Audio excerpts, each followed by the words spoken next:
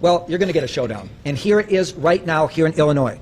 Unlike Texas Republicans, who held just one hearing on flood response, but 8 hearings on rigging maps, Texas Democrats are doing their damn jobs. They're standing up for the Constitution. They're standing up for the democracy. They're standing up for the voices of their constituents. There is nothing more American than calling out corruption, blasting bullies who seek to harm others, and defending democracy and the will of the voters. We are here on the eve of the 60th anniversary of the Voting Rights Act to once again stand up for fairness and justice.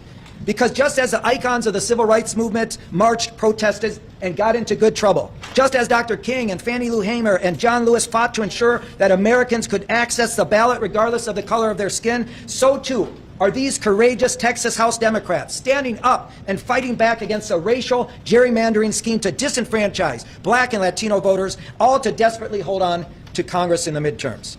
I am here because the DNC is standing shoulder to shoulder with them every single step of the way. And let me tell you something. We are supporting them not because it's a political fight, although it is, not because it's a necessary fight, although it is. We are supporting them because this is a moral fight, a fight worth fighting with every tool at our disposal, a fight for the fundamental value that voters should get to choose their leaders, not the other way around. Now, our message today is simple. It didn't have to be this way. It did not have to be this way, but Governor Greg Abbott, he could have simply picked up his pen to directly support individuals and families affected by the devastating floods in Kerr County. He didn't. He could have said no to Donald Trump and refused to redraw the electoral map in Texas. He didn't.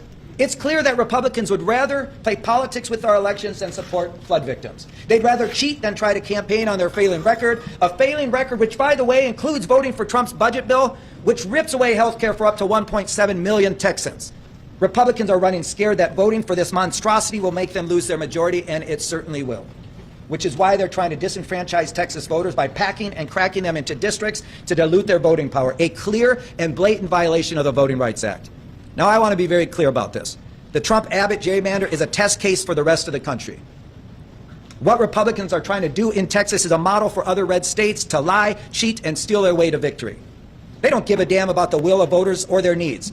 In fact, they'd rather bend the knee to Donald Trump in Washington, D.C. than advocate for Texas. It's insulting, it's shameful, and it's wrong.